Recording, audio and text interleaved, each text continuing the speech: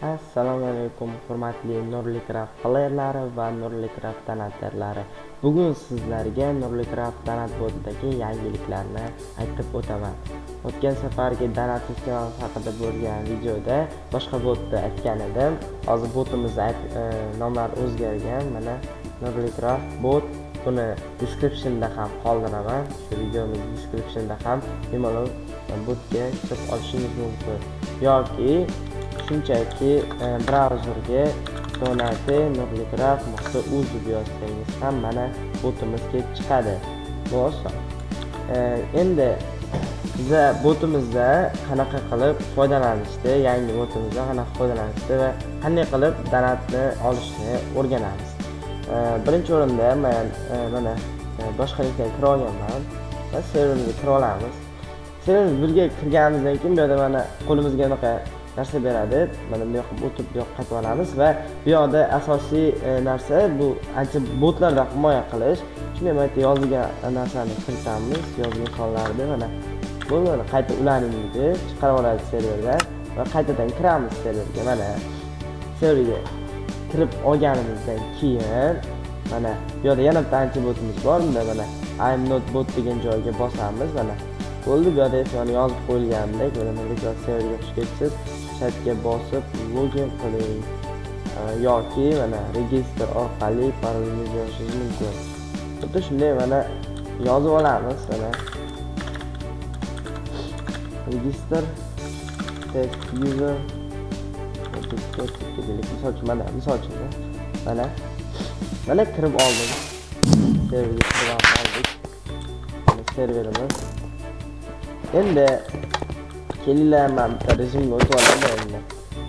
Misol uchun keling anaqadan boshlaylik. Qabul qilmaydi. Ikkinchisi mana kelinglar, mana kirib oldi. Mana spawn yozib spawnga bora olamiz.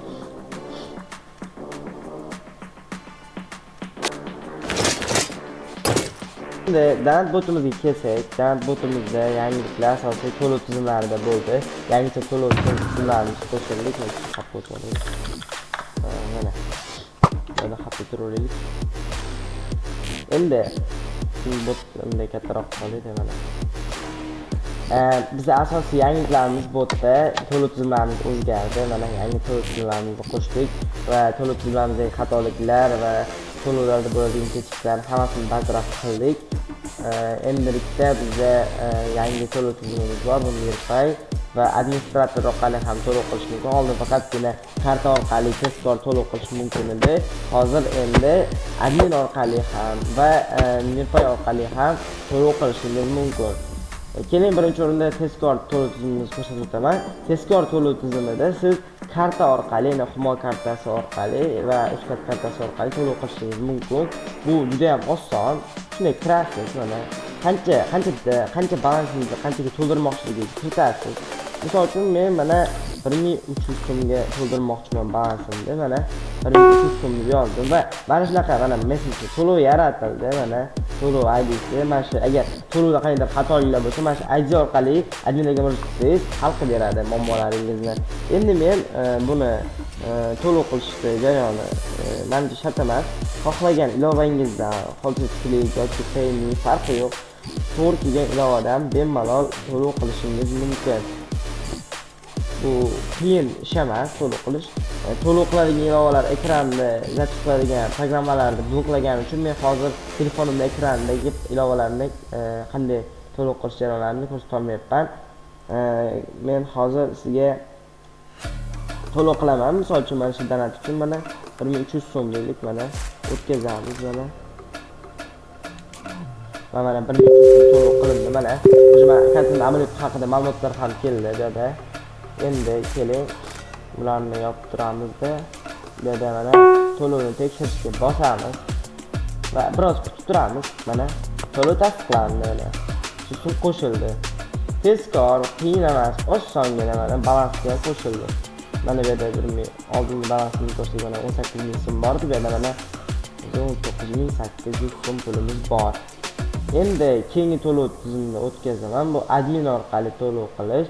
Admin orqali to'lov qilishda bizda chek bo'lishi kerak. Ya'ni to'lov qilganning cheki mana shu kartaga yuboramiz. Uchun Paynetdan yoki ko'chadagi birorta kimdandir kartasi orqali to'lov qilasizmi, qanday sharoitingiz ko'proq vaqt kutishga arziydigan bo'lsa, bemalol mana shu admin orqali to'lov qilish mumkin. Adminlarimiz tez va faol ishlaydi va tezkor ravishda sizni to'lovlaringizni cheklarni tekshirib, balansingizga tashlab berishadi. Buning uchun mana shu kartaga to'lov qilamiz. To'lov qilganimizdan keyin chekni yuboramiz. Hozir men test uchun bitta Nurbekov logotipini o'zini yubormoqchiman, lekin bunaqa qilmang siz. Boshqa faqat chekni yuboring. Emas, rad etiladi. 3-4 marta rad etilgandan keyin akkauntingiz botdan ban oladi. Ya'ni siz chek tashlamasangiz bu yoqda har xil bo'lmagan narsalar tashlasangiz bizga akkauntingizni ban qilishga majbur bo'lamiz Telegram orqali. Ya'ni biz botimizga murojaat qila olmaysiz.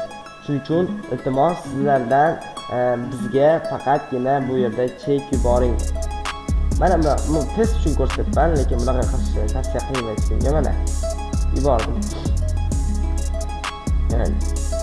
Loading bo'ldi, mana loading bo'ldi va to'lov summasini kiriting. Chekda qancha to'lov qilganingizni yozasiz bu yoqda.